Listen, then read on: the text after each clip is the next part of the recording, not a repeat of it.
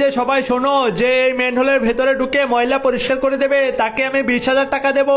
Sir দাঁড়ান, আমি এখনই ভেতরে ঢুকে পরিষ্কার করছি। এই যে স্যার, ম্যানহোলের ভেতরে আমি পরিষ্কার করে দিয়ে এসেছি, এইবার আমাকে টাকা দিন। আচ্ছা যাই হোক, অনেকগুলো টাকা পেয়েছি, এইবার আমার শরীরটাকে সুন্দর করে পরিষ্কার করে নেই। মন্টু তো বলেছিল ওর জন্য একটা রোবট কিনে নিয়ে যেতে, যাই এই রোবটটাকে কিনে নিয়ে যাই। এই মন্টু বাবা দেখ, তোর জন্য তোর পছন্দের রোবট কিনে নিয়ে এসেছি। কি মজা কি মজা, বাবা আমার জন্য নতুন রোবট কিনে নিয়ে এসেছে। এই মন্টু বাবা, তোদেরকে তো ঠিক মতো ভালো মন্দ খাওয়াতে পারি না, আজকে একটু কাজ করে বেশি টাকা পেয়েছি, সেজন্য আজকে ভালো মন্দ খাওয়াতে পারছি। পেট ভরে আজকে খেয়ে নে।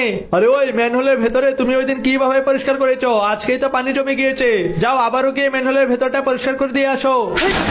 আরে কি অনেকক্ষণ তো হয়ে গেল, লোকটা বাইরে আসছে না কেন?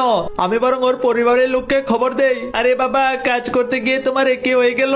তাড়াতাড়ি আমার বাবাকে হাসপাতালে নিয়ে যেতে হবে। বন্ধুরা, তোমরা আমার বাবার জন্য লাইক সাবস্ক্রাইব করে দাও। কিরে মন্টু, এই কাঠের পাগুলো তুই কোত্থেকে কিনেছিস রে? এগুলো লাগিয়ে হাঁটলে তো পায়ের মধ্যে কাদাই লাগবে না? আমাকে বল না, আমিও এরকম পা কিনতে চাই। আরে নিমকি, আমি তো এই নকল পাগুলো গাছের কাঠ দিয়ে নিজে নিজে তৈরি করেছি রে। আমি প্রায় 3-4 দিন পরিশ্রম করে নকল এই কাঠের পাগুলো বানিয়েছি।